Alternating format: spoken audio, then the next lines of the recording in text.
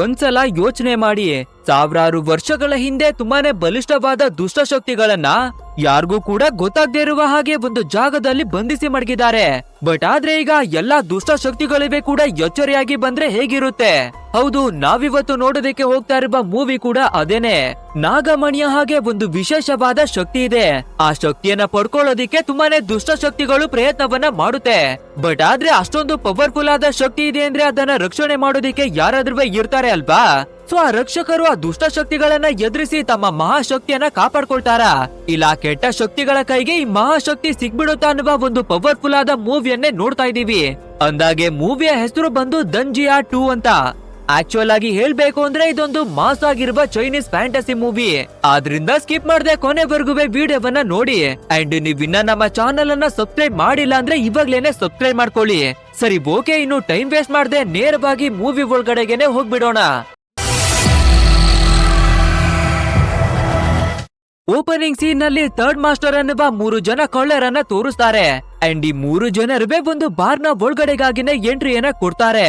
And ಆ bar ನಲ್ಲಿ ಒಂದು ಬ್ಯೂಟಿಫುಲ್ ಆದ ಹುಡುಗಿ, ಅಂಡ್ ಅವಳಿಗೆ ಆಲ್ರೆಡಿ ಮದುವೆಯಾಗಿ ಒಬ್ಬ ಗಂಡ ಕೂಡ ಇದ್ದಾನೆ, ಅಲ್ಲದೆ ಮಗ ಕೂಡ ಇದ್ದಾನೆ.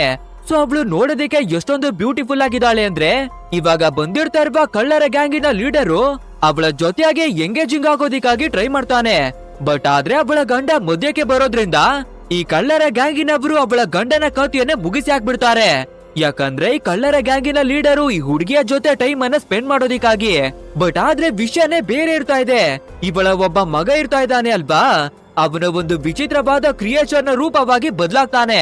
ನಂತರ ಇವಾಗ ಈ ಕಳ್ಳರ ಗ್ಯಾಂಗಿನವರಿಗೆ ಸೊರ್ಸರಿಯಾಗಿನೇ ಒಡೆದು ಎಲ್ಲರಿಗೂ ಭೂತವನ್ನ ಬಿಡಿಸಿ ಹಾಕ್ತಾನೆ. ಆಕ್ಚುಯಲ್ ಆಗಿ ನೋಡೋದಿಕ್ಕೆ ಇವನು ಜೇಡದ ಹಾಗೆ ಕಾಣಿಸ್ತಿರ್ತಾನೆ. ನಂತರ ಜೇಡದ ಬಲಿಯನ್ನ ಬಿಟ್ಟು ಆ ಕಳ್ಳರನ್ನ ಮೇಲಕ್ಕೆನೆ ಎತ್ತಿ ನೇಣಿಗೆ ಹಾಕ್ತಾನೆ. ಅಂಡ್ ಅದೇ ರೀತಿ ಅವರ ಕಥೆಯನ್ನ ಮುಗಿಸಿ ವಾಪಸ್ಸು ತನ್ನ ಮದರ್ನ ಹತ್ರಕ್ಕೆ ಬರ್ಬೇಕಾದ್ರೆ ಅವಳ ಬಾಡಿ ಒಳಗಡೆ ಆಲ್ರೆಡಿ ಮತ್ತೊಂದು ಕ್ರಿಯೇಚರ್ ಇದ್ದಿರುತ್ತೆ. ಸೊ ಇವನು ಜೇಡದ ರೂಪವಾಗಿ ಬದಲಾಗಿದ್ದ ಅಲ್ವಾ, ಇವಾಗ ಇವನ ಮದರ್ ಒಳಗಡೆ ಇರ್ತಾ ಇರುವ ಮತ್ತೊಂದು ಕ್ರಿಯೇಚರ್ ನ ಬಾಯಿ ಒಳಗಡೆಗೆನೆ ಹೋಗ್ತಾನೆ. ಅಂಡ್ ಇದೇ ಟೈಮಿಗೆ ಸರಿಯಾಗಿ ಬಿಳಿ ಬಣ್ಣದ ಭೂತದ ಹಾಗೆ ಕಾಣಿಸುವಂತಹ ಒಂದು ಲೇಡಿ ಒಂದು ಬಾಕ್ಸ್ ರೀತಿ ಇರುವ ಒಂದು ಲ್ಯಾಂಪ್ ಅನ್ನ ಹಿಡ್ಕೊಂಡು ಎಂಟ್ರಿಯನ್ನ ಕೊಡ್ತಾಳೆ. ನಂತರ ಅವಳ ಕೈಯಲ್ಲಿರುವ ಬಾಕ್ಸು ತನಗೆ ತಾನೇ ಓಪನ್ ಆಗಿ ಅದ್ರ ಒಳಗಡೆಯಿಂದ ಯಾವುದೋ ವಿಚಿತ್ರವಾದ ಶಕ್ತಿ ಹೊರಗಡೆಗೆನೆ ಬರುತ್ತೆ. ನಂತರ ಶಕ್ತಿ ಡೈರೆಕ್ಟ್ ಆಗಿ ಕಳ್ಳರ ಲೀಡರ್ ನ ಹತ್ರಕ್ಕಾಗಿನೇ ಬಂದು ಅವನ ಕಣ್ಣುಗಳ ಮುಖಾಂತರ ಅವನ ಬಾಡಿ ಒಳಗಡೆಗೆನೆ ಸೇರ್ಕೊಳ್ಳುತ್ತೆ. ಆಕ್ಚುಯಲ್ ಆಗಿ ಹೇಳ್ಬೇಕು ಅಂದ್ರೆ ಆ ಕಪ್ಪು ಬಣ್ಣದಲ್ಲಿ ವಿಚಿತ್ರವಾಗಿರುವ ಶಕ್ತಿ ಬೇರೆ ಏನುವೆ ಅಲ್ಲ, ಅದೇ ಇಲ್ಲಿಬ್ಬರು ಲೇಡಿ ಇದ್ದಾರೆ ಅಲ್ವಾ, ಅವರಿಬ್ಬರ ಮಾಸ್ಟರ್ ಆಗಿರ್ತಾ ಇರುವಂತಹ ಬೀಫಾಂಗ್ ಅನ್ನುವ ಒಂದು ಡಿಮೋನ್. ಅಂದ್ರೆ ನಾನು ಇಂಟ್ರೋದಲ್ಲಿ ನಾಗಮಣಿಯ ಆಗಿರುವ ಒಂದು ಶಕ್ತಿಯನ್ನ ಪಡ್ಕೊಳ್ಳೋದಿಕ್ಕೆ ಡಿಮೋನ್ ಗಳೆಲ್ಲ ಎಚ್ಚರಿಯಾಗಿ ತುಂಬಾನೇ ಶಕ್ತಿಶಾಲಿಯಾಗಿ ಬರ್ತಾ ಇದೆ ಅಂತ ಹೇಳಿದೆ ಅಲ್ವಾ. ಆ ಡಿಮೋನ್ ಗಳು ಬೇರೆ ಯಾರಿವೆ ಅಲ್ಲ, ಇವ್ರೇನೆ. ಬಟ್ ಆದ್ರೆ ದಂಜಿ ಅನ್ನುವ ಮಹಾಶಕ್ತಿಯನ್ನ ರಕ್ಷಣೆಯನ್ನ ಮಾಡ್ತಾ ಇರೋದು ಇಲಾವನ್ನುವ ಒಬ್ಬ ಮಹಾಗುರುಗಳು. ಬಟ್ ಆದ್ರೆ ಇವಾಗ ಇವರಿಗೆ ತುಂಬಾನೇ ವಯಸ್ಸಾಗ್ಬಿಟ್ಟಿದೆ. ಅಲ್ದೆ ಈ ಶಕ್ತಿಯನ್ನ ಪಡ್ಕೊಳ್ಳೋದಿಕ್ಕೆ ಡಿಮನ್ಸ್ ಗಳು ಬರ್ತಾ ಇದೆ ಅನ್ನುವ ವಿಷಯ ಕೂಡ ಇವರಿಗೆ ಗೊತ್ತಾಗುತ್ತೆ. ಆದ್ರಿಂದ ಈ ಗುರುಗಳು ಆ ದಂಜಿ ಅನ್ನುವ ಮಹಾಶಕ್ತಿಯನ್ನ ಎತ್ಕೊಂಡು ಈ ಡಿಮನ್ ಗಳು ಇರುವ ಟೌನ್ ನ ಒಳಗಡೆಗೆನೆ ಬಂದು ಬಚ್ಚಿಟ್ಕೊಳ್ತಾರೆ. ಆಕ್ಚುಯಲ್ ಆಗಿ ದಂಜಿ ಅನ್ನುವ ಶಕ್ತಿ ಏನು ಅಂದ್ರೆ ಇದು ನೋಡೋದಿಕ್ಕೆ ನಾಗಮಣಿಯ ಹಾಗೆ ಚಿಕ್ಕದಾಗೇನೆ ಕಾಣಿಸುತ್ತೆ. ಬಟ್ ಆದ್ರೆ ಇದ್ರ ಒಳಗಡೆ ಬ್ರಹ್ಮಾಂಡದ ಸಂಪೂರ್ಣ ಶಕ್ತಿನೇ ಅಡಗಿದೆ. ಈ ಶಕ್ತಿ ಯಾರ ಕೈಗೆ ಸಿಗುತ್ತೋ ಅವರು ಸಂಪೂರ್ಣ ಬ್ರಹ್ಮಾಂಡವನ್ನೇ ಕಂಟ್ರೋಲ್ ಅನ್ನ ಮಾಡಬಹುದು. ಅಲ್ದೆ ಈ ಜಗತ್ತನ್ನುವೇ ಕೂಡ ನಾಶವನ್ನ ಮಾಡಿ ಹಾಕ್ಬಹುದು, ಅಷ್ಟೊಂದು ಶಕ್ತಿಗಳೆಲ್ಲ ಬಂದ್ಬಿಡುತ್ತೆ. ಆದ್ರಿಂದ ಈ ಶಕ್ತಿಯನ್ನ ಪಡ್ಕೋಬೇಕು ಅಂತ ಈ ಡಿಮನ್ ಗಳು ಬರ್ತಾ ಇದಾವೆ. ಅಂಡ್ ಇಲ್ಲಿಗೆ ಸೀನ್ ಅನ್ನ ಕಟ್ ಮಾಡಿ ದಂಜಿಯ ಶಕ್ತಿ ಇದ್ದ ಒಂದು ಟೆಂಪಲ್ ಅನ್ನ ತೋರಿಸ್ತಾರೆ. ಆಕ್ಚುಯಲ್ ಆಗಿ ಹಲವಾರು ವರ್ಷಗಳಿಂದ ದಂಜಿಯ ಶಕ್ತಿಯನ್ನ 4 ಜನ ಮಹಾಯೋಧರು ರಕ್ಷಣೆಯನ್ನ ಮಾಡ್ಕೊಂಡೇನೆ ಬರ್ತಾ ಇದ್ದಾರೆ. ಅಂಡ್ ಇವಾಗ ಅವ್ರಿಗೂ ಕೂಡ ದಂಜಿಯ ಶಕ್ತಿ ಅಪಾಯದಲ್ಲಿ ಇದೆ ಅನ್ನೋದು ಗೊತ್ತಾಗ್ಬಿಡುತ್ತೆ. ಆದ್ರಿಂದ ಇವಾಗ 4 ಜನ ಮಹಾಯೋಧರವೇ ಕೂಡ ನಾವು ಹೇಗಾದ್ರೂ ಮಾಡಿ ನಮ್ಮ ಗುರುಗಳನ್ನ ಹುಡುಕ್ಬೇಕು, ನಮ್ಮ ಪ್ರಾಣವನ್ನ ಕೊಟ್ಟಾದ್ರೂ ಸರಿ ನಮ್ಮ ಶಕ್ತಿಯನ್ನ ನಾವು ಕಾಪಾಡ್ಕೊಳ್ಬೇಕು, ಆದಷ್ಟು ಬೇಗ ಸಿಟಿಗೆ ಹೋಗೋಣ ಅನ್ನೋದಾಗಿನೇ ಡಿಸೈಡ್ ಆಗಿ ಆ ಸಿಟಿ ಕಡೆಗೆನೆ ಬರ್ತಾರೆ. ಅಂಡ್ ಇಲ್ಲಿಗೆ ಸೀನ್ ಅನ್ನ ಕಟ್ ಮಾಡಿ ವಾಪಸ್ಸು ಅದೇ ಸಿಟಿಯನ್ನ ತೋರಿಸ್ತಾರೆ. ಅಂಡ್ ಇವಾಗ ನಮ್ಮ ಸ್ಟೋರಿಯ ಹೀರೋವನ್ನ ಈ ಜಾಗದಲ್ಲಿ ತೋರಿಸ್ತಾರೆ. ಆಕ್ಚುಯಲ್ ಆಗಿ ನಮ್ಮ ಹೀರೋವಿನ ಹೆಸರು ಬಂದು ಜಾಬು ಅಂತ. ಅಂಡ್ ಇವನು ಇದೇ ಸಿಟಿಯಲ್ಲಿ ನಡ್ಕೊಂಡು ಬರ್ತಾ ಇರ್ಬೇಕಾದ್ರೆ ಎಲ್ಲಾ ಜನಗಳ ಮಧ್ಯೆ ಚಿ ಅನ್ನುವ ಒಂದು ಹುಡುಗಿಯನ್ನ ಇಟ್ಟು ಒಬ್ಬ ಶ್ರೀಮಂತ ಹುಡುಗ ಅವಳನ್ನ ಬುಲ್ಲಿ ಮಾಡೋದಿಕ್ಕಾಗಿ ನೋಡ್ತಾ ಇದ್ದಾನೆ. ಬಟ್ ಆದ್ರೆ ಸರಿಯಾದ ಟೈಮಿಗೆ ನಮ್ಮ ಹೀರೋ ಎಂಟ್ರಿಯನ್ನ ಕೊಟ್ಟು ಆ ಹುಡುಗಿಯನ್ನ ಕಾಪಾಡಿ ಆ ಶ್ರೀಮಂತ ಹುಡುಗನಿಗೆ ಸರಿಯಾಗಿನೇ ಬೈತಾನೆ. ಅಂಡ್ 4 ವಧೆಯನ್ನವೇ ಕೊಟ್ಟು ಮತ್ತೆ ಏನಾದ್ರೂ ಈ ರೀತಿ ಮಾಡಿದ್ರೆ ನಿನ್ನ ಕಥೆಯನ್ನ ಮುಗಿಸಿ ಮೇಲಕ್ಕೆ ಟಿಕೆಟ್ ಅನ್ನ ಕೊಟ್ಬಿಡ್ತೀನಿ ಅನ್ನೋದಾಗಿ ಸರಿಯಾಗಿನೇ ಬೈತಾನೆ. ಅಷ್ಟೇ ಇದನ್ನೆಲ್ಲ ನೋಡುವ ಶ್ರೀಮಂತ ಹುಡುಗನಿಗೆ ತುಂಬಾನೇ ಕೋಪ ಬಂದ್ಬಿಡುತ್ತೆ. ಬಟ್ ಆದ್ರೆ ಜನಗಳ ಮಧ್ಯೆ ಏನನ್ನವೇ ಮಾಡೋಕಾಗಲ್ಲ ಅಲ್ವಾ. ಅಂಡ್ ಇವಾಗ ನಮ್ಮ ಹೀರೋವಿನ ಕ್ಯಾರೆಕ್ಟರ್ ಎಂತದ್ದು ಅನ್ನೋದಾಗಿ ತೋರಿಸ್ತಾರೆ. ಆಕ್ಚುಯಲ್ ಆಗಿ ಹೇಳ್ಬೇಕು ಅಂದ್ರೆ ಇವನು ಎಲ್ರಿಗೂ ತುಂಬಾನೇ ಹೆಲ್ಪ್ ಅನ್ನ ಮಾಡ್ತಾನೆ. ಅಂಡ್ ಇವನು ಎಷ್ಟೊಂದು ಒಳ್ಳೆಯವನು ಅಂದ್ರೆ ಇವನ ಹೆಲ್ಪಿಂಗ್ ನೇಚರ್ ಅನ್ನ ನೋಡುವ ಜನರು ಅವರು ತರುವ ಫುಡ್ಡು ಹಣ್ಣುಗಳು ಎಲ್ಲವನ್ನ ನಮ್ಮ ಹೀರೋವಿಗಾಗಿನೇ ಕೊಡ್ತಾರೆ. ಅಂಡ್ ನಮ್ಮ ಹೀರೋ ಕೂಡ ಅದೇ ರೀತಿಯಾಗಿ ಆ ಫುಡ್ ಫ್ರೂಟ್ಸ್ ಎಲ್ಲವನ್ನ ತಗೊಂಡು ಯಾರಿಗೆ ದುಡ್ಕೊಂಡು ತಿನ್ನೋದಿಕ್ಕೆ ಆಗಲ್ವೋ ಅಂತವರಿಗೆ ದಾನವಾಗಿ ಕೊಡ್ತಾನೆ. ಅಂಡ್ ಇವಾಗ್ಲೂ ಕೂಡ ನಮ್ ಹೀರೋ ಜನಗಳು ಕೊಟ್ಟಿರ್ತಾ ಇರುವ ಫ್ರೂಟ್ಸ್ ಗಳು ಫುಡ್ ಎಲ್ಲವನ್ನ ಮಲ್ಗಿರ್ತಾ ಇರೋ ಒಂದು ವಯಸ್ಸಾದ ವ್ಯಕ್ತಿಗೆನೆ ತಂದು ಕೊಡ್ತಾನೆ. ಅಂಡ್ ಇದೇ ಟೈಮಿಗೆ ಸರಿಯಾಗಿ ಸಿಟಿ ಒಳಗಡೆ ಒಂದು ದೊಡ್ಡ ಅನೌನ್ಸ್ಮೆಂಟ್ ಅನ್ನ ಮಾಡ್ತಾರೆ. 3 ಜನ ಕಳ್ಳರು ನಮ್ಮ ಸಿಟಿ ಒಳಗಡೆಗೆ ಬಂದ್ಬಿಟ್ಟಿದ್ದಾರೆ. ಯಾರಾದ್ರೂ ನೋಡಿದ್ರೆ ದಯವಿಟ್ಟು ಅವ್ರನ್ನ ಹಿಡ್ಕೊಡಿ ಅನ್ನೋದಾಗಿನ ಎಲ್ಲ ಕಡೆ ಪೋಸ್ಟರ್ ಅನ್ನ ಅಂಟಿಸ್ತಾರೆ. ಅಂಡ್ ಇದೇ ಟೈಮಿಗೆ ದಂಜಿ ಅನ್ನುವ ಮಹಾಶಕ್ತಿಯನ್ನ ಪ್ರೊಟೆಕ್ಟ್ ಮಾಡ್ತಾ ಇರುವ 4 ಯೋಧರಲ್ಲಿ ಒಬ್ಬಳು ಈ ಡಿಮೋನ್ ಗಳನ್ನ ಹುಡಿಕೊಂಡು ಈ ಸಿಟಿ ಒಳಗಡೆಗೆನೆ ಬಂದಿರ್ತಾಳೆ. ಸೊ ಇವಾಗ ಡಿಮೋನ್ ಗಳಿವೆ ಇದೇ ಸಿಟಿಯಲ್ಲಿ ಇದಾವೆ ಅಂದ್ರೆ ಖಂಡಿತ ನಮ್ಮ ಮಹಾಶಕ್ತಿ ಕೂಡ ಇಲ್ಲೇ ಎಲ್ಲೋ ಇರುತ್ತೆ ಅಂತ ವಾಪಸ್ಸು ಅವಳ ಟೀಮಿಗೆ ಬಂದು ಎಲ್ಲ ವಿಷಯವನ್ನ ಹೇಳ್ತಾಳೆ. ಅಂಡ್ ಇನ್ನೊಂದು ಕಡೆಯಲ್ಲಿ ನಮ್ಮ ಹೀರೋ ಮತ್ತೆ ಚಿ ಇಬ್ಬರಿವೆ ಅವರ ಮನೆಗೆನೆ ವಾಪಸ್ ಬಂದು ಮಾತಾಡ್ಕೊಂಡೆ ಕುಳಿತಿರ್ಬೇಕಾದ್ರೆ ಅದೇ ಒಬ್ಬ ಶ್ರೀಮಂತ ಹುಡ್ಗ ನಮ್ಮ ಚಿಯನ್ನ ತುಂಬಾನೇ ಬುಲ್ಲಿಯನ್ನ ಮಾಡ್ತಿದ್ದ ಅಲ್ವಾ. ಇವಾಗ ಅದೇ ಹುಡ್ಗನೇ ಬಂದು ನಮ್ಮ ಹೀರೋವಿನ ಹತ್ರವಾಗಿ ಸಾರಿಯನ್ನ ಕೇಳ್ತಾನೆ. ಅಂಡ್ ದಯವಿಟ್ಟು ನನ್ನನ್ನ ಕ್ಷಮಿಸಿ, ನಾನು ತಂದಿರುವ ಗಿಫ್ಟ್ ಅನ್ನವೇ ತಗೊಳ್ಳಿ ಅನ್ನೋದಾಗಿ ಹೇಳ್ತಾನೆ. ಬಟ್ ಆದ್ರೆ ನಮ್ ಹೀರೋ ಮೊದಲನೇದಾಗಿ ಆ ಗಿಫ್ಟ್ ಅನ್ನ ತಗೊಳ್ಳೋದಿಲ್ಲ. ಆದ್ರೆ ಅವನು ತಂದಿರುವಂತಹ ಗಿಫ್ಟ್ ಬಂದು ಒಂದು ದೇವರ ಮೂರ್ತಿ ಆಗಿರುತ್ತೆ. ಆದ್ರಿಂದ ಬೇಡ ಅನ್ನೋದಕ್ಕಾಗದೆ ಆ ಗಿಫ್ಟ್ ಅನ್ನ ರಿಸೀವ್ ಅನ್ನ ಮಾಡ್ಕೊಳ್ತಾನೆ. ನೆಕ್ಸ್ಟ್ ಇದೇ ಜಾಗಕ್ಕೆ ನಮ್ಮ ಹೀರೋವಿನ ಫಾದರ್ ಎಂಟ್ರಿಯನ್ನ ಕೊಡ್ತಾರೆ. ಆಕ್ಚುಯಲ್ ಆಗಿ ಇವನ ಫಾದರ್ ಬಂದು ಈ ಊರಿನ ಗವರ್ನರ್. ಸೊ ಇವಾಗ ನಮ್ ಹೀರೋ ಬೇರೆ ಯಾರಿಗೋ ಚೆನ್ನಾಗಿನೇ ಬೈದು ವಧೆಯನ್ನೆಲ್ಲ ಕೊಟ್ಟು ಬಂದಿದ್ದಾನೆ ಅಲ್ವಾ. ಆದ್ರಿಂದ ಕೋಪವನ್ನ ಮಾಡ್ಕೊಂಡು ನಿನ್ಗೆ ಜವಾಬ್ದಾರಿ ಅನ್ನೋದೇ ಇಲ್ಲ. ಯಾವಾಗ ನೋಡಿದ್ರು ರೂಲ್ಸ್ ಗಳನ್ನ ಬ್ರೇಕ್ ಮಾಡಿ ಯಾರ ಜೊತೆ ಬೇಕಂದ್ರೆ ಅವರ ಜೊತೆಯಾಗಿ ಫೈಟ್ ಅನ್ನ ಮಾಡ್ತೀಯಾ. ಸ್ವಲ್ಪನಾದ್ರೂ ಮ್ಯಾನರ್ಸ್ ಇರ್ಬೇಕು ಅಂತ ಸರಿಯಾಗಿನೇ ಬೈದು ಇವಾಗ ನಮ್ಮ ಸಿಟಿ ಒಳಗಡೆ ಯಾರೋ ಕಳ್ಳರು ಬಂದ್ಬಿಟ್ಟಿದಾರಂತೆ. ಅಂಡ್ ಇವಾಗ ಆ ಕಳ್ಳರನ್ನ ಹುಡ್ಕೋ ಜವಾಬ್ದಾರಿ ನಿಂದೆ ಅನ್ನೋದಾಗಿ ನಮ್ಮ ಹೀರೋವನ್ನ ಕಳಿಸ್ತಾರೆ. ಅಂಡ್ ಇವಾಗ ಬೇರೆ ದಾರಿ ಇಲ್ದೆ ಓಕೆ ಅಂತ ನಮ್ಮ ಹೀರೋ ಮತ್ತೆ ಚಿ ಇಬ್ಬರುವೆ ಅವರ ವೇಷವನ್ನ ಬದಲಾಯಿಸ್ಕೊಂಡು ಮತ್ತೆ ಈ ಸಿಟಿ ಒಳಗಡೆಗೆ ಎಂಟ್ರಿಯನ್ನ ಕೊಡ್ತಾರೆ. ಅಂಡ್ ಕೊನೆಯದಾಗಿ ಆ ಕಳ್ಳರು ಬಂದು ಬಾರ್ ನಲ್ಲಿ ಇದ್ರು ಅಲ್ವಾ. ಸೊ ಆ ಬಾರ್ನ ಬಂದು ಎನ್ಕ್ವೈರಿ ಮಾಡಿ ನೋಡೋಣ ಏನಾದ್ರೂ ಸಿಗಬಹುದು ಅಂತ ಆ ಬಾರ್ನ ಒಳಗಡೆಗೆನೆ ಇಬ್ಬರುವೆ ಬರ್ತಾರೆ. ಬಟ್ ಆದ್ರೆ ಆ ಕಳ್ಳರ ಬಗ್ಗೆ ಯಾವುದೇ ಇನ್ಫಾರ್ಮೇಶನ್ ಗಳು ಸಿಗೋದಿಲ್ಲ. ಆದ್ರೆ ನಾವು ಓಪನಿಂಗ್ ನಲ್ಲಿ ಒಂದು ಬ್ಯೂಟಿಫುಲ್ ಆದ ಹುಡುಗಿಯನ್ನ ನೋಡಿದ್ವಿ ಅಲ್ವಾ.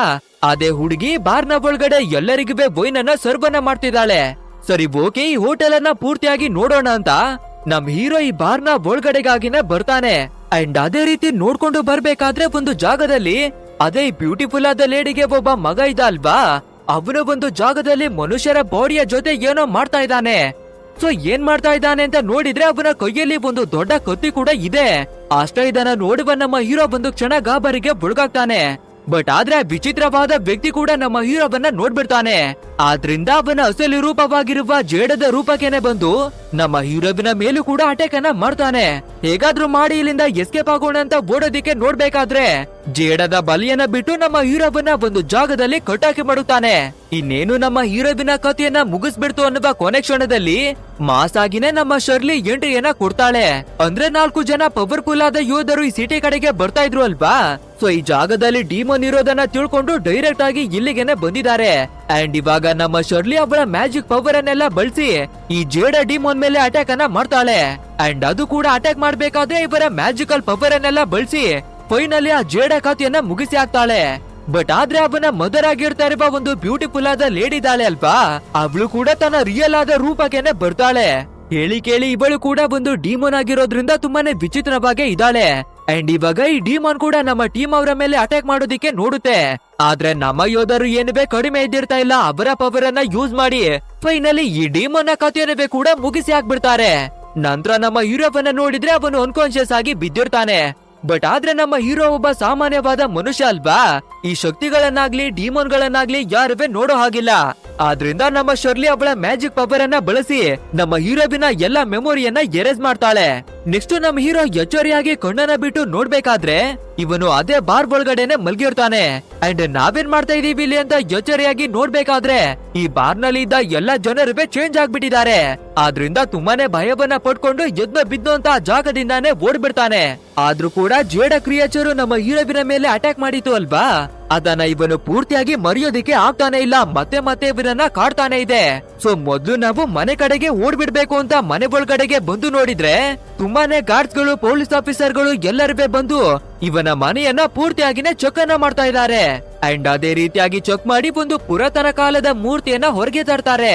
ಅಂದ್ರೆ ಇವರು ಎತ್ಕೊಂಡಿರುವ ಮೂರ್ತಿ ಬೇರೆ ಯಾವುದೇ ಅಲ್ಲ, ಅದೇ ಶ್ರೀಮಂತ ಹುಡುಗ ಒಂದು ಗಿಫ್ಟ್ ಅನ್ನ ತಂದು ಕೊಟ್ಟಿದ್ದಲ್ವಾ, ಅದೇ ಮೂರ್ತಿಯನ್ನ ಹೊರಗೆ ತಂದಿದ್ದಾರೆ. ಆಕ್ಚುಯಲ್ ಆಗಿ ಹೇಳ್ಬೇಕು ಅಂದ್ರೆ ಇದೊಂದು ಪುರಾತನ ಕಾಲದ ತುಂಬಾನೇ ಎಕ್ಸ್ಪೆನ್ಸಿವ್ ಆಗಿರುವಂತಹ ಒಂದು ಆಂಟಿಕ್ ಪೀಸು. ಅಲ್ಲದೆ ನಮ್ಮ ಹೀರೋವಿನ ಫಾದರ್ ಒಬ್ಬ ಗವರ್ನರ್ ಅಲ್ವಾ, ಆದ್ರಿಂದ ಇವನು ಕೇವಲ ಡ್ಯೂಟಿಯನ್ನ ಮಾಡೋದ್ ಬಿಟ್ಟು ಅರಮನೆಯಲ್ಲಿರುವ ಕೆಲವು ಥಿಂಗ್ಸ್ ಗಳನ್ನ ಕದ್ದು ಬಂದಿದ್ದಾನೆ ಅನ್ನೋದಾಗಿ ನಮ್ಮ ಹೀರೋವನ ಫಾದರ್ ಅನ್ನ ಇವಾಗ ಅರೆಸ್ಟ್ ಅನ್ನ ಮಾಡ್ಬಿಡ್ತಾರೆ. ಅಂದ್ರೆ ಆ ಶ್ರೀಮಂತ ಹುಡುಗನಿಗೆ ನಮ್ಮ ಹೀರೋ ಅವಮಾನವನ್ನ ಮಾಡ್ಬಿಟ್ಟಿದ್ರಿಂದ ಕೋಪವನ್ನ ಮಾಡ್ಕೊಂಡು ಈ ರೀತಿಯಾಗಿ ಸೇಡನ್ನ ತೀರಿಸ್ಕೊಂಡಿದ್ದಾನೆ. ಬಟ್ ಆದ್ರೆ ಇವಾಗ ನಮ್ ಹೀರೋ ಇದನ್ನ ತಂದು ಕೊಟ್ಟಿದ್ದು ಇವನು ಅನ್ನೋದಾಗಿ ಹೇಳ್ಬೇಕಾದ್ರೆ ಆ ಶ್ರೀಮಂತ ಹುಡುಗ ಇಲ್ಲಪ್ಪ, ನಾನಂತೂ ಏನುವೇ ತಂದ್ಕೊಟ್ಟಿಲ್ಲ, ಇವರು ಕದ್ಬಿಟ್ಟು ನನ್ ಮೇಲೆ ಹೇಳ್ತಾ ಇದ್ದಾರೆ ಅನ್ನೋದಾಗಿನೇ ಉಲ್ಟಾವಾಗ್ಬಿಡ್ತಾನೆ. ಆದ್ರಿಂದ ಇವಾಗ ಎಲ್ಲಾ ಗಾರ್ಡ್ಸ್ ಗಳೇ ಸೇರ್ಕೊಂಡು ನಮ್ಮ ಹೀರೋವಿಗೆ ಎರ್ರ ಬಿರಿಯಾಗಿನೇ ಹೊಡಿತಾರೆ. ಅಂಡ್ ಇನ್ನೇನು ಅವನ ಕತೆ ಕೂಡ ಮುಗ್ದೋಗ್ತಿದೆ ಅನ್ನುವ ಕೊನೆ ಕ್ಷಣದಲ್ಲಿ ಸೂಪರ್ ಆಗಿನೇ ಒಂದು ಫ್ಲಾಶ್ ಬಂದು ಆ ಜಾಗದಿಂದ ನಮ್ಮ ಹೀರೋವನ್ನ ಎತ್ಕೊಂಡೋಗ್ಬಿಡುತ್ತೆ. ಅಂಡ್ ಆ ರೀತಿ ಎತ್ಕೊಂಡೋಗಿರೋದು ಬೇರೆ ಯಾರು ಅಲ್ಲ, ನಮ್ಮ ಹೀರೋವಿನ ಜೊತೆಯಾಗಿ ಒಂದು ಚೈಲ್ಡಿಶ್ ನ ಹಾಗೆ ಒಂದು ಚಿ ಅನ್ನುವ ಹುಡುಗಿದ್ಲು ಅಲ್ವಾ, ಅವಳೇನೆ ಎತ್ಕೊಂಡು ಮಿಂಚಿನ ವೇಗದಲ್ಲಿ ಓಡ್ಕೊಂಡು ಹೋಗ್ತಾ ಇರೋದು. ಅಂಡ್ ಇವಾಗ ಇವಳು ಯಾರು ಅನ್ನೋದು ರಿವೀಲ್ ಆಗುತ್ತೆ. ಅದೇ ದಂಜಿಯಾ ಅನ್ನುವ ಒಂದು ಮಹಾಶಕ್ತಿಯನ್ನ 4 ಜನ ಪ್ರೊಟೆಕ್ಟ್ ಮಾಡ್ತಿದ್ರು ಅಲ್ವಾ, ಆ ಯೋಧರಲ್ಲಿ ಇವಳು ಕೂಡ ಒಬ್ಬಳು. ಸೊ ಇವಾಗ ನಮ್ಮ ಹೀರೋವನ್ನ ಎತ್ಕೊಂಡು ಡೈರೆಕ್ಟ್ ಆಗಿ ಆ ಟೆಂಪಲ್ ಗೆನೆ ಬರ್ತಾಳೆ. ನಂತರ ಒಂದು ಮಾಯಾವಿ ಜಾಗದಲ್ಲಿ ಕೈಯನ್ನ ಇಡ್ಬೇಕಾದ್ರೆ ಮತ್ತೊಂದು ಲೋಕದ ಒಳಗಡೆಗಾಗಿನೇ ಬರ್ತಾಳೆ. ಅಂಡ್ ಅದೇ ರೀತಿ ಬರ್ಬೇಕಾದ್ರೆ ಮಿಕ್ಕಿರ್ತಾ ಇರುವ ನಮ್ಮ ಯೋಧರು ನಮ್ಮ ಚೀಗೆ ಸರಿಯಾಗಿನೇ ಬೈತಾರೆ, ನೀನು ಸಾಮಾನ್ಯ ಜನರ ಮುಂದೆ ಮಾಯಾ ಶಕ್ತಿಗಳನ್ನ ಬಳಸಿದ್ಯಾ, ಇದು ನಮ್ಮ ರೂಲಿಗೆ ಅಗೇನ್ಸ್ಟ್ ಅನ್ನೋದಾಗಿನೇ ಚೆನ್ನಾಗಿನೇ ಬೈತಾರೆ. ಅದಕ್ಕೆ ನಮ್ಮ ಚೀ ಏನನ್ನ ಹೇಳ್ತಾಳೆ ಅಂದ್ರೆ, ಅವನು ಅಂದ್ರೆ ನನಗೆ ತುಂಬಾನೇ ಇಷ್ಟವಾಗ್ಬಿಟ್ಟಿದೆ, ಅಲ್ದೆ ತುಂಬಾ ಜನರಿಗೆ ಅವನು ಹೆಲ್ಪ್ ಅನ್ನ ಮಾಡೋದ್ರಿಂದ ನಾನು ಅವನನ್ನ ಕಾಪಾಡ್ದೆ ಅನ್ನೋದಾಗಿ ಹೇಳ್ಕೊತಾಳೆ. ಬಟ್ ಆದ್ರೆ ಇವಾಗ ನಮ್ಮ ಹೀರೋವಿನ ಪರಿಸ್ಥಿತಿ ತುಂಬಾನೇ ಹಾಳಾಗ್ಬಿಟ್ಟಿರೋದ್ರಿಂದ ಮಿಕ್ಕಿರುವ ಯೋಧರಲ್ಲಿ ಮತ್ತೊಬ್ಬ ಯೋಧ ಒಂದು ಮಾಯಾವಿ ಶಕ್ತಿಯನ್ನ ನಮ್ಮ ಹೀರೋವಿನ ಮೇಲೆ ಮಡಗೋದಿಕ್ಕಾಗಿ ಕೊಡ್ತಾನೆ. ಅಂಡ್ ಅದೇ ರೀತಿ ನಮ್ಮ ಚೀ ಕೂಡ ವಸ್ತುವನ್ನ ತಂದು ನಮ್ಮ ಹೀರೋವಿನ ಮೇಲೆ ಮಡಗಬೇಕಾದ್ರೆ ಕೇವಲ ಅವನ ಹಾಳಾಗಿರುವ ಪರಿಸ್ಥಿತಿ ಮಾತ್ರ ಸರಿ ಹೋಗಲ್ಲ, ಬದಲಾಗಿ ಅವನ ಬಾಡಿ ಒಳಗಡೆಗೆ ತುಂಬಾನೇ ವಿಚಿತ್ರವಾದ ಮಾಯಾವಿ ಶಕ್ತಿ ಎಲ್ಲ ಬಂದ್ಬಿಡುತ್ತೆ. ನಂತರ ಇವನು ಹೇಗಿದ್ರು ಸರಿ ಹೋಗ್ಬಿಟ್ಟಿದ್ದಾನೆ ಅಲ್ವಾ, ಸೊ ಅವನನ್ನ ವಾಪಸ್ಸು ಸಿಟಿ ಒಳಗಡೆಗೆನೆ ಬಿಡ್ಬಿಡಿ ಅಂತ ಅವನನ್ನ ವಾಪಸ್ ಕರ್ಕೊಂಡ್ ಬಂದು ಬಿಟ್ಬಿಡ್ತಾರೆ. ಇಲ್ಲಿಗೆ ಸೀನನ್ನ ಕಟ್ ಮಾಡಿ ಡಿಮೋನ್ ಗಳನ್ನ ತೋರಿಸ್ತಾರೆ. ಅದೇ ಬೀಪಾಂಗ್ ಅನ್ನುವ ಡಿಮೋನ್ ಒಂದು ಕಳ್ಳರ ಗ್ಯಾಂಗಿನ ಲೀಡರ್ ಒಳಗಡೆ ಇತ್ತು ಅಲ್ವಾ, ಇವಾಗ ಲೀಡರ್ ನ ಬಾಡಿಯಿಂದ ಮತ್ತೊಬ್ಬ ಗವರ್ನರ್ ನ ಬಾಡಿ ಒಳಗಡೆಗೆ ಬಂದು ಸೇರ್ಕೊಳ್ಳುತ್ತೆ. ಯಾಕಂದ್ರೆ ಆ ದಂಜಿಯ ಪವರ್ ಅನ್ನ ಪಡ್ಕೊಳ್ಳೋದಿಕ್ಕೆ ಇನ್ನಷ್ಟು ಈಸಿ ಆಗ್ಲಿ ಅನ್ನೋದಾಗಿ ಈ ಪೊಲೀಸ್ ಆಫೀಸರ್ ನ ಬಾಡಿ ಒಳಗಡೆಗೆನೆ ಬರುತ್ತೆ. ಇನ್ನೊಂದ್ ಕಡೆ ನೋಡಿದ್ರೆ ಈ ಪೊಲೀಸ್ನವ್ರು ನಮ್ಮ ಹೀರೋವನ್ನ ಎಲ್ಲೋದ ಅನ್ನೋದಾಗಿ ಹುಡುಕ್ತಾ ಇದ್ದಾರೆ. ಆದ್ರಿಂದ ನಮ್ಮ ಹೀರೋಗೂ ಕೂಡ ಬೇರೆ ದಾರಿ ಇಲ್ದಿರೋದ್ರಿಂದ ಅದೇ ಇವನು ವಯಸ್ಸಾಗಿ ಮಲ್ಗಿರುವ ಒಬ್ಬ ವ್ಯಕ್ತಿಗೆ ಫುಡ್ ಅನ್ನ ಕೊಡ್ತಿದ್ದ ಅಲ್ವಾ, ಅದೇ ವ್ಯಕ್ತಿ ಇರುವ ಜಾಗಕ್ಕೆ ಬಂದು ಬಚ್ಚಿಟ್ಕೊಳ್ತಾನೆ. ಅಂಡ್ ಅದೇ ರೀತಿ ಆ ವಯಸ್ಸಾಗಿರುವ ವ್ಯಕ್ತಿ ಜೊತೆ ಮಾತಾಡ್ಕೊಂಡು, ನಾನು ಯಾವ್ದೇ ತಪ್ಪನ್ನ ಮಾಡಿಲ್ಲ ಅಂದ್ರೂ ಕೂಡ ಇವರೆಲ್ಲರೂ ಸೇರಿ ನನ್ನ ತಂದೆಯನ್ನ ಜೈಲಿಗೆನೆ ಎಳ್ಕೊಂಡು ಹೋಗ್ಬಿಟ್ಟಿದ್ದಾರೆ ಅನ್ನೋದಾಗಿ ಎಲ್ಲ ವಿಷಯವನ್ನ ಹೇಳ್ಕೊತಾನೆ. ಅಂಡ್ ಇದನ್ನ ಕೇಳುವ ವ್ಯಕ್ತಿ ಕೂಡ ಯಾವಾಗ್ಲೂ ಒಳ್ಳೆಯವರಿಗೇನೆ ಪ್ರಾಬ್ಲಮ್ಸ್ ಗಳು ಬರುತ್ತೆ, ಹಾಗಂತ ನೀನು ಕೆಟ್ಟ ದಾರಿಯನ್ನ ಹಿಡಿಯೋದಿಕ್ಕೆ ಹೋಗ್ಬೇಡ, ಯಾವಾಗ್ಲೂ ಇದೇ ರೀತಿ ಒಳ್ಳೆ ದಾರಿಯಲ್ಲಿ ನಡೀತಿರು, ನಿನ್ನ ಭಾಗ್ಯದಲ್ಲಿ ಏನಿದೆಯೋ ಅದು ನಿನ್ಗೆ ಸಿಕ್ಕೇ ಸಿಗುತ್ತೆ ಅನ್ನೋದಾಗಿ ಹೇಳ್ತಾರೆ. ಬಟ್ ಆದ್ರೆ ಇವಾಗ ವ್ಯಕ್ತಿಗೆ ತುಂಬಾನೇ ಚಳಿ ಆಗ್ತಿದೆ ಅನ್ಸುತ್ತೆ. ಅದನ್ನ ನೋಡುವ ನಮ್ಮ ಹೀರೋ ವ್ಯಕ್ತಿಯನ್ನ ಬೆಂಕಿ ಹತ್ರಕ್ಕಾಗಿನೇ ಕರ್ಕೊಂಡು ಬಂದು ಕೂರಿಸ್ತಾನೆ. ಅಂಡ್ ನೋಡ್ತಾ ನೋಡ್ತಿದ್ದಾಗೆ ಆ ವ್ಯಕ್ತಿ ಒಂದು ಸ್ಟ್ಯಾಚು ಆಗಿ ಬದಲಾಗ್ಬಿಡ್ತಾನೆ. ಸೊ ಇದನ್ನ ನೋಡುವ ನಮ್ಮ ಹೀರೋ ಗಾಬರಿ ಆಗ್ಬೇಕಾದ್ರೆ ಇದ್ದಕ್ಕಿದ್ದಾಗೆ ಆ ಸ್ಟ್ಯಾಚು ಪುಡಿ ಪುಡಿಯಾಗಿ ಒಂದು ಸ್ಪಿರಿಟ್ ಆಗಿ ಕನ್ವರ್ಟ್ ಆಗುತ್ತೆ. ಅಂಡ್ ಆ ಸ್ಪಿರಿಟ್ ಬೇರೆ ಏನುವೇ ಅಲ್ಲ, ಅದೇ ಓಪನಿಂಗ್ ಸೀನ್ ನಲ್ಲಿ ಟಿಲಾವ್ ಅನ್ನುವ ಒಬ್ಬ ಮಹಾಗುರುಗಳು ದಂಜಿ ಅನ್ನುವ ಮಹಾಶಕ್ತಿಯನ್ನ ಎತ್ಕೊಂಡು ಈ ಸಿಟಿ ಒಳಗಡೆಗೆ ಬಂದು ಬಚ್ಚಿಟ್ಕೊಂಡಿದ್ರು ಅಲ್ವಾ, ಅದೇ ಗುರುಗಳನ್ನೇ ಇಷ್ಟು ದಿನಗಳಾಗಿ ವಯಸ್ಸಾಗಿರುವ ವ್ಯಕ್ತಿ ಹಾಗೆ ಬದುಕಿ ಬಂದಿದ್ದಾರೆ. ಅಂಡ್ ಇವಾಗ ತಮ್ಮ ಅಸಲಿಯಾದ ರೂಪಕ್ಕೇನೆ ಬಂದು ಅವರ ಒಳಗಡೆ ಇದ್ದ ನಾಗಮಣಿ ಆಗಿರುವ ದಂಜಿಯ ಪವರ್ ಅನ್ನ ನಮ್ಮ ಹೀರೋವಿನ ಬಾಡಿ ಒಳಗಡೆಗೆನೆ ಕೊಡ್ತಾರೆ. ಯಾಕಂದ್ರೆ ನಮ್ಮ ಹೀರೋ ಒಬ್ಬ ಒಳ್ಳೆಯ ವ್ಯಕ್ತಿ ಅಲ್ವಾ, ಸೊ ನಮ್ಮ ಹೀರೋಗೆ ಆ ಶಕ್ತಿಯನ್ನ ಕೊಟ್ಟು ಬೇರೆ ಒಂದು ಲೋಕಕ್ಕೆನೆ ಕರ್ಕೊಂಡು ಬರ್ತಾರೆ. ನಂತರ ಈ ದಂಜಿಯ ಶಕ್ತಿ ಅಂದ್ರೆ ಏನು ಅನ್ನೋದಾಗಿ ಈ ಶಕ್ತಿಯ ಬಗ್ಗೆ ಎಲ್ಲ ವಿಷಯಗಳನ್ನ ಹೇಳಿ, ನೀನು ಬದುಕಿರೋವರೆಗೂ ಈ ಶಕ್ತಿಯನ್ನ ಪ್ರೊಟೆಕ್ಟ್ ಮಾಡ್ತೀನಿ ಅಂತ ನನಗೆ ಮಾತನ್ನ ಕೊಡುವಂತ ಒಂದು ಮಾತನ್ನವೇ ತಗೋತಾರೆ. ಅಂಡ್ ಇವಾಗ ನಮ್ಮ ಹೀರೋ ಕೂಡ ಮಾಯಲೋಕದಿಂದ ಹೊರಟು ರಿಯಾಲಿಟಿಯಲ್ಲಿ ಎಚ್ಚರಿ ಆಗ್ತಾನೆ. ಆ ರೀತಿ ಎಚ್ಚರಿ ಆಗ್ಬೇಕಾದ್ರೆ ಗಾಳಿಯಲ್ಲೆಲ್ಲ ಹಾರ್ಕೊಂಡು ಇವನ ಬಾಡಿ ಒಳಗಡೆ ತುಂಬಾನೇ ಪವರ್ಗಳು ಬಂದ್ಬಿಟ್ಟಿದೆ. ಸೊ ಇದೇ ಶಕ್ತಿಗಳನ್ನ ಬಳಸ್ಕೊಂಡು ಹೇಗಿದ್ರೆ ನಮ್ಮ ತಂದೆಯನ್ನ ಅನ್ಯಾಯವಾಗಿ ಜೈಲಿಗೆ ಎಳ್ಕೊಂಡು ಹೋಗಿದ್ದಾರೆ ಅಲ್ವಾ, ಆದಷ್ಟು ಬೇಗ ಅವರನ್ನ ಬಿಡಿಸಿ ಕರ್ಕೊಂಡು ಬಂದ್ಬಿಡೋಣ ಅಂತ ಆ ಶಕ್ತಿಗಳನ್ನ ಬಳಸ್ಕೊಂಡು ತುಂಬಾನೇ ಫಾಸ್ಟ್ ಆಗಿನೇ ಬರ್ತಾನೆ. ಬಟ್ ಆದ್ರೆ ನಮ್ಮ ಹೀರೋವಿನ ಫಾದರ್ ಕೂಡ ತುಂಬಾನೇ ಸ್ವಾಭಿಮಾನಿ ವ್ಯಕ್ತಿ. ಆದ್ರಿಂದ ನಾನು ಎಲ್ಲಿಗೆ ಬರೋದಿಲ್ಲ. ಒಂದ್ ವೇಳೆ ನಿನ್ನ ಜೊತೆಯಾಗಿ ನಾನು ಬಂದು ಇಲ್ಲಿಂದ ಎಸ್ಕೇಪ್ ಆದ್ರೆ ನಾನೇ ಆ ಮೂರ್ತಿಯನ್ನ ಕದ್ದಿದ್ದೀನಿ ಅಂತ ಒಪ್ಕೊಂಡಾಗೇನೆ ಆಗುತ್ತೆ. ಆದ್ರಿಂದ ನಾನು ಇಲ್ಲಿಂದ ಕದ್ದು ಮುಚ್ಚಿ ಹೋಗೋದಿಕ್ಕೆ ಇಷ್ಟವನ್ನ ಪಡೋಲ್ಲ ಅನ್ನೋದಾಗಿ ನಮ್ಮ ಹೀರೋವನ್ನ ಈ ಸಿಟಿಯಿಂದ ಹೊರಗಡೆ ಹೋಗೋದಿಕ್ಕಾಗಿನೇ ಕಳಿಸ್ತಾರೆ. ಅಂಡ್ ಇಲ್ಲಿಗೆ ಸೀನನ್ನ ಕಟ್ ಮಾಡಿ ನೆಕ್ಸ್ಟ್ ಡೇ ತೋರಿಸ್ಬೇಕಾದ್ರೆ ನಮ್ಮ ಹೀರೋವಿನ ಫಾದರ್ಗೆ ಶಿಕ್ಷೆಯ ರೂಪದಲ್ಲಿ ಗಲ್ಲು ಶಿಕ್ಷೆಯನ್ನ ಕೊಡ್ತಾ ಇದ್ದಾರೆ. ಸೊ ಈ ವಿಷಯವನ್ನ ತಿಳ್ಕೊಂಡಿದ್ ಕೂಡಲೇ ನಮ್ಮ ಹೀರೋ ಅವನ ಶಕ್ತಿಯನ್ನ ಬಳಸಿ ಮಿಂಚಿನ ವೇಗದಲ್ಲಿ ಇದೇ ಜಾಗಕ್ಕೆನೆ ಬರ್ತಾನೆ. ಬಂದಿದ ಕೂಡ್ಲೆ ಇಲ್ಲಿರುವ ಎಲ್ಲಾ ಗಾರ್ಡ್ಸ್ ಗಳ ಖಾತೆಯನ್ನ ಛಿದ್ರವನ್ನ ಮಾಡ್ತೀನಿ ಅಂತ ಇಷ್ಟ ಬಂದಾಗೆ ಅಲ್ಲಿರುವ ಎಲ್ಲಾ ಗಾರ್ಡ್ಸ್ ಗಳನ್ನ ಒಡೆದು ಬೀಳಿಸ್ತಾನೆ. ಬಟ್ ಆದ್ರೆ ಎಲ್ಲಾ ಗಾರ್ಡ್ಸ್ ಗಳಿವೆ ಒಟ್ಟಾಗಿ ಸೇರ್ಕೊಂಡು ಅಟ್ಯಾಕ್ ಮಾಡ್ಬೇಕಾದ್ರೆ ನಮ್ಮ ಹೀರೋವಿನ ಬಾಡಿ ಕೂಡ ಛಿದ್ರವಾಗಿ ಬದಲಾಗ್ಬಿಡುತ್ತೆ. ಬಟ್ ಆದ್ರೆ ಇವನ ಒಳಗಡೆ ದಂಜಿ ಅನ್ನುವ ಒಂದು ಮಹಾಶಕ್ತಿನೇ ಇದೆ ಅಲ್ವಾ, ಸೊ ಆ ಶಕ್ತಿ ನಮ್ಮ ಹೀರೋವನ್ನ ಮತ್ತೆ ಮೊದಲಿನಾಗೇನೆ ಮಾಡ್ಬಿಡುತ್ತೆ.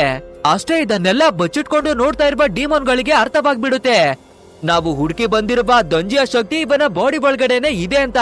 ಸೊ ಇವಾಗ ಡಿಮೋನ್ ಗಳು ತಮ್ಮ ಅಸಲಿಯಾದ ರೂಪಕ್ಕೇನೆ ಬಂದು ನಮ್ಮ ಹೀರೋವಿನ ಮೇಲೂ ಕೂಡ ಅಟ್ಯಾಕ್ ಅನ್ನ ಮಾಡ್ತಾವೆ. ಅಂಡ್ ಇವಾಗ ಶುರುವಾಗುತ್ತೆ ನೋಡಿ ಒಂದು ಭಯಂಕರವಾಗಿರುವಂತಹ ಫೈಟು. ಅಂಡ್ ಇದೇ ಟೈಮಿಗೆ ಸರಿಯಾಗಿ ಆ ಮಹಾಶಕ್ತಿಯನ್ನ ರಕ್ಷಣೆ ಮಾಡ್ತಾ ಇರುವಂತಹ ಯೋಧರಿದ್ದಾರೆ ಅಲ್ವಾ, ಸೊ ಆ ಪವರ್ಫುಲ್ ಆದ ಯೋಧರ್ಬೆ ಕೂಡ ಮಾಸ್ ಆಗಿನೇ ಎಂಟ್ರಿ ಕೊಟ್ಟು ಈ ಡಿಮೋನ್ ಗಳ ಜೊತೆಯಾಗಿ ಫೈಟ್ ಮಾಡೋದಿಕ್ಕಾಗಿನೇ ನಿಂತ್ಕೋತಾರೆ. ಅದ್ರಲ್ಲಿ ಬೇರೆ ಒಂದು ಡಿಮೋನ್ ಒಂದು ದೊಡ್ಡದಾದ ಸರ್ಪದ ರೂಪವನ್ನ ತಗೊಂಡು ನಮ್ಮ ಟೀಮ್ ಅವರ ಮೇಲೆ ಅಟ್ಯಾಕ್ ಮಾಡೋದಿಕ್ಕಾಗಿ ನೋಡುತ್ತೆ. ಬಟ್ ಆದ್ರೆ ನಮ್ಮ ಶರ್ಲಿ ಪೇಪರ್ ನ ಆಕಾರವನ್ನ ತಗೊಂಡು ಆ ಹಾವಿನ ಜೊತೆಯಾಗಿ ಫೈಟ್ ಮಾಡೋದಿಕ್ಕಾಗಿ ನಿಂತ್ಕೋತಾಳೆ. ಅಂಡ್ ಇದೇ ರೀತಿ ಒಂದು ಗ್ರ್ಯಾಂಡ್ ಫುಲ್ ಆಗಿರುವ ಫೈಟ್ ನಡೀತಾ ಇರ್ಬೇಕಾದ್ರೆ ನಮ್ಮ ಚೀ ಕೂಡ ಇನ್ನೂ ನಾವು ಸೈಲೆಂಟ್ ಆಗಿದ್ರೆ ಆಗಲ್ಲ, ನಮ್ಮ ಫ್ರೆಂಡಿಗೆ ಹೇಗಾದ್ರೂ ಹೆಲ್ಪ್ ಅನ್ನ ಮಾಡಿ ಅವನ ಫಾದರ್ ಅನ್ನ ಬಿಡಿಸ್ಬೇಕು ಅನ್ನೋದಾಗಿ ನಮ್ಮ ಹೀರೋವಿಗೆ ಹೆಲ್ಪ್ ಮಾಡೋದಿಕ್ಕಾಗಿನೇ ಬರ್ತಾಳೆ. ಬಟ್ ಆದ್ರೆ ಈ ಪೊಲೀಸ್ ಆಫೀಸರ್ ಆಗಿರುವ ಒಬ್ಬ ಗವರ್ನರ್ ಬಾಡಿ ಒಳಗಡೆ ಈ ಎಲ್ಲಾ ಡಿಮೋನ್ ಗಳಿಗೆ ಲೀಡರ್ ಆಗಿರುವ ಡಿಮೋನ್ ಇದೆ ಅಲ್ವಾ, ಆ ಡಿಮೋನ್ ಕೂಡ ತನ್ನ ಅಸಲಿಯಾದ ರೂಪಕ್ಕೆನೆ ಬಂದು ನಮ್ಮ ಚೀ ಅವಳ ಮೇಲೆ ಅಟ್ಯಾಕ್ ಅನ್ನ ಮಾಡಿ ಅವಳಿಗೂ ಕೂಡ ಡ್ಯಾಮೇಜ್ ಅನ್ನ ಮಾಡ್ಬಿಡುತ್ತೆ. ನಂತರ ಡೈರೆಕ್ಟ್ ಆಗಿ ನಮ್ಮ ಹೀರೋವಿನ ಫಾದರ್ ನ ತಲೆಯ ಮೇಲೆ ಕೈಯನ್ನ ಮಡಗಿ ಫಾದರ್ ನನ್ನ ಹಾಗೇನೆ ಗಾಳಿಯಲ್ಲಿ ವ್ಯಾನಿಶ್ ಮಾಡಿ ಅವರ ಖಾತೆಯನ್ನ ಮುಗಿಸ್ಬಿಡುತ್ತೆ. ಅಷ್ಟೇ, ಇದನ್ನ ನೋಡುವ ನಮ್ಮ ಹೀರೋವಿನ ಪರಿಸ್ಥಿತಿಯನ್ನ ಕೇಳ್ಬೇಕಾ, ಅವನು ಎಷ್ಟೊಂದು ಕೋಪವನ್ನ ತಗೊಂಡು ಕೆಂಡಾಮಂಡಲ ಆಗ್ತಾನೆ ಅಂದ್ರೆ ಅವನ ಒಳಗಡೆ ಇರುವ ಮಹಾಶಕ್ತಿ ಆಗಿರೋ ದಂಜಿಯ ಶಕ್ತಿಯನ್ನ ಆಕ್ಟಿವೇಟ್ ಮಾಡಿ ಸಂಪೂರ್ಣ ಈ ಸಿಟಿಯ ಒಳಗಡೆಗೆನೆ ಆ ಶಕ್ತಿಯನ್ನ ಸ್ಪ್ರೆಡ್ ಮಾಡ್ಬಿಡ್ತಾನೆ. ಅಷ್ಟೇ, ಇದ್ದಕ್ಕಿದ್ದಾಗೇನೆ ಈ ಸಿಟಿನೇ ಸಂಪೂರ್ಣವಾಗಿ ಧ್ವಂಸವಾಗುವ ರೀತಿಯಾಗಿನೇ ಕ್ರಿಯೇಟ್ ಆಗ್ಬಿಡುತ್ತೆ. ಆದ್ರಿಂದ ಇದನ್ನ ನೋಡುವ ನಮ್ಮ ಮಹಾಯೋಧರು ಅವರ ಶಕ್ತಿಯನ್ನ ಬಳಸಿ ನಮ್ಮ ಹೀರೋವನ್ನ ಅನ್ಕಾನ್ಶಿಯಸ್ ಮಾಡಿ ಆ ಜಾಗದಿಂದಾನೇ ಎತ್ತಾಕೊಂಡು ಇವರ ಟೆಂಪಲ್ ಇರುವ ಜಾಗಕ್ಕೆನೆ ಕರ್ಕೊಂಡು ಬರ್ತಾರೆ. ನಂತರ ನಮ್ಮ ಹೀರೋ ಕೂಡ ಕಾನ್ಶಿಯಸ್ ಗೆ ಬಂದು ಎಚ್ಚರಿ ಆಗ್ತಾನೆ. ಅಂಡ್ ಅವರೆಲ್ಲರೂ ನನ್ನ ತಂದೆಯ ಕಥೆಯನ್ನ ಮುಗಿಸಿದ್ದಾರೆ, ಸೊ ಇವಾಗ ನಾನು ಅವರ ವಿರುದ್ಧವಾಗಿ ಸೇಡನ್ನ ತೀರಿಸ್ಕೊಳ್ಬೇಕು ಅಂತ ಆ ಜಾಗದಿಂದ ಹೊರಡೋದಿಕ್ಕಾಗಿ ನೋಡ್ತಾನೆ. ಬಟ್ ಆದ್ರೆ ಇದನ್ನ ನೋಡುವ ನಮ್ಮ ಶರ್ಲಿ, ಇವಾಗ ನಿನ್ನ ಬಾಡಿ ಒಳಗಡೆ ನಮ್ಮ ಮಹಾಶಕ್ತಿಯಾಗಿರೋ ದಂಜಿಯ ಶಕ್ತಿನೇ ಅಡಗಿದೆ. ಒಂದ್ ವೇಳೆ ನಿನ್ಗೆ ಸೇಡೆ ಮುಖ್ಯ ಅನ್ನೋದಾದ್ರೆ ನಮ್ಮ ಶಕ್ತಿಯನ್ನ ನಮ್ಗೆ ವಾಪಸ್ ಕೊಟ್ಟು ಹೋಗ್ಬಿಡು, ಆವಾಗ ನಿನ್ನ ಬಗ್ಗೆ ನಮ್ಗೆ ಯಾವುದೇ ಚಿಂತನೆವೇ ಇರಲ್ಲ, ಏನುವೇ ಇರಲ್ಲ. ಇವಾಗ ನಿನ್ ಹತ್ರ ಇರ್ತಾ ಇರೋದು ಕೇವಲ ಎರಡೇ ಆಪ್ಷನ್, ಒಂದು ನಮ್ಮ ಶಕ್ತಿಯನ್ನ ನಮ್ಗೆ ವಾಪಸ್ ಕೊಟ್ಟು ಇಲ್ಲಿಂದ ಹೋಗ್ಬಿಡೋದು, ಮತ್ತೊಂದು ನಮ್ಮ ಶಕ್ತಿಯನ್ನ ನಿನ್ನ ಶಕ್ತಿ ಅಂತ ಸ್ವೀಕಾರವನ್ನ ಮಾಡ್ಕೊಂಡು ಅನಂತ ಕಾಲದವರೆಗೆ ನೀನು ಕೂಡ ಒಬ್ಬ ಶಕ್ತಿಶಾಲಿಯಾದ ಯೋಧ ಆಗಿ ನಮ್ಮ ಮಹಾಶಕ್ತಿಯನ್ನ ರಕ್ಷಣೆಯನ್ನ ಮಾಡೋದು ಅನ್ನೋದಾಗಿ ಹೇಳ್ತಾರೆ. ಬಟ್ ಆದ್ರೆ ಈ ದಾರಿಯಲ್ಲಿ ನೀನು ತುಂಬಾನೇ ವಿಷಯಗಳನ್ನ ಸ್ಯಾಕ್ರಿಫೈಸ್ ಅನ್ನ ಮಾಡ್ಬೇಕು. ನಿನ್ನ ತಂದೆಯ ಸೇಡನ್ನವೇ ಮರಿಬೇಕು, ನಿನ್ನ ಜೀವನವನ್ನುವೇ ಮರಿಬೇಕು, ಎಲ್ಲವನ್ನ ಮರ್ತೋಗ್ಬೇಕು. ಕೇವಲ ಈ ಶಕ್ತಿಯನ್ನ ರಕ್ಷಣೆ ಮಾಡೋದಿಕ್ಕಾಗಿನೇ ನಿನ್ನ ಜೀವನವನ್ನ ಮೀಸಲಿಡ್ಬೇಕು ಅಂತ ಹೇಳ್ತಾರೆ. ಸೊ ಇದನ್ನೆಲ್ಲ ಕೇಳುವ ನಮ್ಮ ಹೀರೋ ಕೂಡ ಸರಿ ಓಕೆ ಅನ್ನೋದಾಗಿ ಈ ದಂಜಿಯ ಶಕ್ತಿಯನ್ನುವೇ ಸ್ವೀಕಾರ ಮಾಡ್ಕೊಂಡು ಎಲ್ಲ ಯೋಧರಲ್ಲಿ ಇವನು ಕೂಡ ಒಬ್ಬ ಯೋಧನಾಗ್ತಾನೆ. ಅಂಡ್ ಅದೇ ರೀತಿಯ ಶಕ್ತಿಯನ್ನ ರಕ್ಷಣೆ ಮಾಡ್ಬೇಕು ಅಂದ್ರೆ ತುಂಬಾನೇ ಫೈಟಿಂಗ್ ಸ್ಕಿಲ್ ಎಲ್ಲ ಬೇಕು ಅಲ್ವಾ. ಸೊ ಇವಾಗ ಎಲ್ಲಾ ಯೋಧರು ಸೇರ್ಕೊಂಡು ನಮ್ಮ ಹೀರೋವಿಗೆ ತುಂಬಾನೇ ಮಾಸ್ ಆಗಿರುವ ಟ್ರೈನಿಂಗ್ ಅನ್ನ ಕೊಡ್ತಾರೆ. ಅಂಡ್ ಇದೇ ರೀತಿಯಾಗಿ ಇವನ ಟ್ರೈನಿಂಗು ದಿನದಿಂದ ದಿನಕ್ಕೆ ಸೂಪರ್ ಆಗಿನೇ ನಡೀತಿರುತ್ತೆ. ಒಂದು ದಿನ ನಮ್ಮ ಹೀರೋ ಒಬ್ಬನ ಫ್ರೆಂಡ್ ಆಗಿರುವ ಚೀ ಹತ್ರವಾಗಿ, ನಿನ್ನ ಹತ್ರ ಇಷ್ಟೊಂದು ಸೂಪರ್ ಪವರ್ ಗಳೆಲ್ಲ ಇರ್ತಾ ಇದೆ, ಆದ್ರೂ ಕೂಡ ನೀನು ಯಾಕೆ ಆ ಸಿಟಿಯಲ್ಲಿ ಸಾಮಾನ್ಯ ಜನರ ಹಾಗೆ ಬದುಕ್ತಿದ್ದೆ, ನಿನ್ನ ಶಕ್ತಿಯನ್ನ ಬಳಸಿ ನೀನು ಪ್ರೊಟೆಕ್ಟ್ ಅನ್ನ ಮಾಡ್ಕೊಳ್ಬಹುದಿತ್ತು ಅಲ್ವಾ ಅನ್ನೋದಾಗಿ ಕೇಳ್ತಾನೆ. ಅದನ್ನ ಕೇಳುವ ನಮ್ಮ ಚೀ ಕೂಡ ನಮ್ಮ ಶಕ್ತಿ ಇರೋದು ಈ ಮಹಾಶಕ್ತಿಯನ್ನ ರಕ್ಷಣೆಯನ್ನ ಮಾಡ್ಕೊಳ್ಳೋದಿಕ್ಕೆ. ಆದ್ರಿಂದ ಜನಗಳ ಮಧ್ಯೆ ನಾವು ಸಾಮಾನ್ಯ ಮನುಷ್ಯರ ಹಾಗೇನೆ ಬದುಕ್ಬೇಕು. ಯಾವತ್ತೂ ಕೂಡ ನಮ್ಮ ಶಕ್ತಿಯನ್ನ ಅವರಿಗೆ ಗೊತ್ತಾಗೋ ಹಾಗೆ ತೋರಿಸ್ಕೊಳ್ಬಾರ್ದು ಅನ್ನೋದಾಗಿ ತುಂಬಾನೇ ವಿಷಯಗಳನ್ನ ಹೇಳ್ಕೊತಾಳೆ.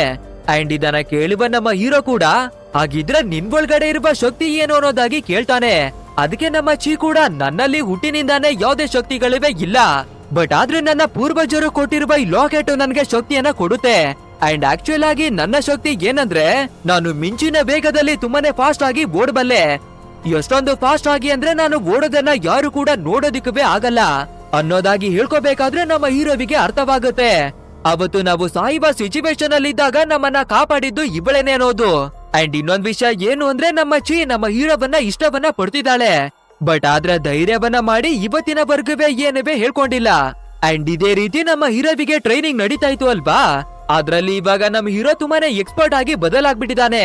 ಸೊ ಇವಾಗ ನಮ್ಮ ಹತ್ರ ತುಂಬಾನೇ ಫೈಟಿಂಗ್ ಸ್ಕಿಲ್ ಕೂಡ ಬಂದ್ಬಿಟ್ಟಿದೆ. ಸೊ ಇದೇ ಸರಿಯಾದ ಟೈಮು ನಮ್ಮ ತಂದೆಯ ಸೇಡನ್ನ ತೀರಿಸ್ಕೊಳ್ಳೋದಿಕ್ಕೆ ಅಂತ ನಮ್ಮ ಚೀ ಅವಳ ಕುತ್ತಿಗೆಯಲ್ಲಿದ್ದ ಡಾಲರ್ ಅನ್ನುವೆ ಕೂಡ ಕಿತ್ಕೊಂಡು ಮಿಂಚಿನ ವೇಗದಲ್ಲಿ ಓಡ್ಕೊಂಡು ಆ ಡೀಮನ್ ಗಳಿರುವ ಜಾಗಕ್ಕೆ ಬರ್ತಾನೆ.